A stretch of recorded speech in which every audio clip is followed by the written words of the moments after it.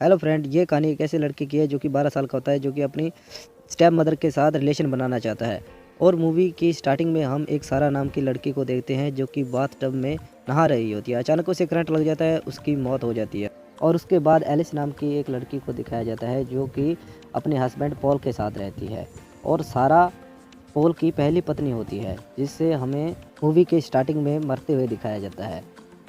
Paul एक businessman होता है जो किसी काम से बाहर जाता है, और पॉल ने एलिस को अपने 12 साल के बेटे का ध्यान रखने के लिए कहा होता है। एलिस मार्कस की स्टेप मदर थी, इसलिए उसका फ़र्ज बनता है मार्कस का ख्याल रखना। पॉल ने एलिस को बताया था कि मार्कस अपने बोर्डिंग स्कूल गया है और वो एक हफ्ते के बाद लौटेगा, इसलिए एलिस वहाँ पहले ही पहुँच जाती है।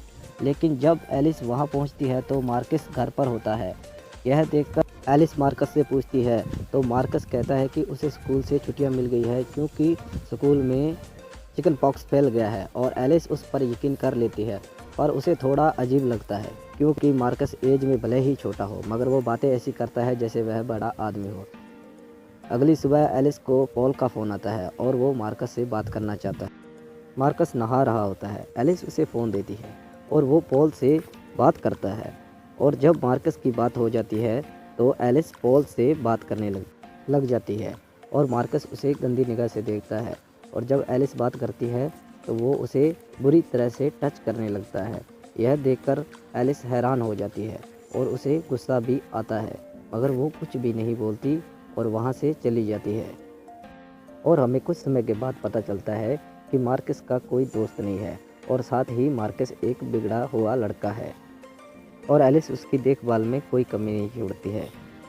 लेकिन मार्कस अपनी स्टेप मदर को गंदी निगाह से देखता है, और कुछ समय बाद पॉल भी वापस आ जाता है, और एलिस और मार्कस दोनों उसे एयरपोर्ट से लेने जाते हैं। लेकिन जब वो वापस आ रहे होते हैं तो पॉल एलिस को टच करने लगता है, जिससे उसका ध्यान भटक जाता है और उसका एक्सीडेंट होने वाला ही होता है। पर एलिस गाड़ी को संभाल लेती है। उसके बाद घर आकर ये दोनों इंटीमेट होते हैं और मार्कस बाहर खेल रहा होता है। उसी शाम ये तीनों होटल में डिनर करने जाते हैं, जहाँ पर पॉल एलिस से कहता है कि तुमने मेरे तिजोरी से पैसे निकाले, मगर वो कहती है कि मार्कस ने ही तुम्हारी तिजोरी से पैसे निकाले हैं। यह सुनकर मार्कस वहाँ पर मना कर और एलिस उससे कहती है, तुमने ही तो कहा था कि सारे पैसे मैंने ही निकाले हैं। मगर मार्कस वहाँ पर मना कर देता है और पैसे गुमने का सारा श्रेय एलिस को ही जाता है। इसके बाद एलिस घर पर आकर मार्कस का रूम चेक करती है, मगर उसे पैसे तो नहीं मिलते, मगर उसे फटा हुआ एक लेटर मिलता है। और एक दिन मार्कस और पॉल दोनों नहा रहे होते हैं, जहां मार्कस कहता है कि एलिस उसका बिल्कुल भी ध्यान नहीं रखती और उसे वो पसंद भी नहीं करती है। यह सब एलिस सुन रही होती है। वही पॉल भी उसकी बातों पर ध्यान नहीं देता, क्योंकि वो एक बच्चा है और बच्चे कुछ भी बोलते रहते हैं। और उसने मेरे रूम की भी तलाशी ली थी। और यह सब पॉल जब एलिस से पूछता है तो एलिस उसे कुछ नहीं बताती है। और एक दिन एलिस मार्कस का पता करने उसके स्कूल में जाती है, जहां उसे पता चलता है कि मार्कस को स्कूल से बाहर निकाल दिया गया है, और उसे एक लेटर भी भेजा गया था जिसे मार्कस ने फाड़ दिया था, जिसके टुकड़े एलिस को उसके रूम से मिले थे। स्कूल में एलिस को पता चलता है कि मार्कस आसपास के घरों की जासूसी करता है और लोगों को इंटीमेट होते देखता है, और साथ ही वो स्कूल के आसपास रहने वाली बिल्लियों को मार देता है। इन्हीं हरकतों से उसे स्कूल से बाहर निकाल दिया गया है। और फिर वह दोनों एक पार्टी में जाते हैं, जहाँ पर उसे एक औरत मिलती है जो उसे बताती है कि सारा मेरी एक बहुत अच्छी दोस्त थी जिसकी मौत डूबने से हो गई है। और एलिस को लगता है कि मार्कस ने ही सारा को मारा है। एलिस ये सब कुछ पॉल को समझाने की कोशिश करती है, मगर पॉल उसकी बात पर यकीन नहीं करता है और उन दोनों का झगड़ा हो जाता। और एक रात एलिस स्टोर रूम में जाती है, तभी वो देखती है कि उसके बेडरूम की छत में एक होल है जिससे उसका बेड दिखाई देता है। यह देखकर उसे मार्कस का ख्याल आता है और उसे पता चलता है कि मार्कस उन दोनों को इंटीमेट होते देखता है। इसलिए तुरंत मार्कस के पास एलिस जाती है और उससे पूछती है कि वो उन दोनों को क्यों देखता है। तभी मार्कस कहता है कि उसे यह सब करना बहुत अच्छा लगता है। एलिस मार्कस से पूछते हैं कि तुम सारा को भी इसी तरह से देखते थे। तभी मार्कस बोलता है कि सारा को देखने में उसे मज़ा नहीं आता था। और मार्कस एलिस से कहता है कि वो तुम्हारी तरह हॉट नहीं थी। और एलिस मार्कस को पूछती है कि सारा की मौत कैसे हुई थी, और मार्कस कहता है कि उसे दिल का दौरा पड़ा था। यह सुनकर एलिस कहती है कि तुम झूठ बोल रहे हो और उसकी मौत करंट लगने से हुई थी। एलिस मार्कस को कहती है कि तुम बहुत कुछ जानते हो मगर तुम मुझे बताना नहीं चाहते। तभी मार्कस बोलता है कि मुझे क्या मिलेगा, और एलिस अपने एक एक कर कपड़े उतारने लगती है और सवाल पूछने लगती है, और मार्कस उसके सारे जवाब देने लगता है।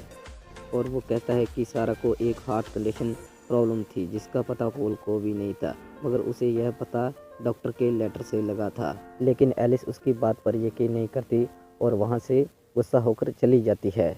और उसके बाद एलिस वो हॉल पॉल को दिखाती है जो वहाँ पर नहीं होता है, और वहाँ पर कुछ भी नहीं होता है।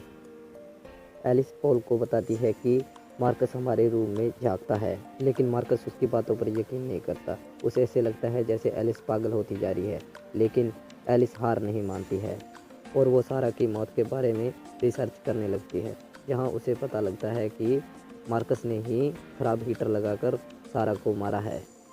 और उसके बाद एलिस मार्कस से पूछने की कोशिश करती है कि तुमने सारा को क्यों मारा है। तभी मार्कस उसे बताता है कि सारा उसे बिल्कुल भी पसंद नहीं थी और उसे लोगों को परेशान करने में बहुत मज़ा आता है। और वो सारा को कहता है कि अब मरने की बारी तुम्हारी है, जिससे सारा मेंटली डिस्टर्ब हो जाती है और पॉल को ऐसे लगता है कि जैसे वो पागल हो गई है, जिसके कारण उसे एक मेंटल हॉस्पिटल में भर्ती करवाया जाता है।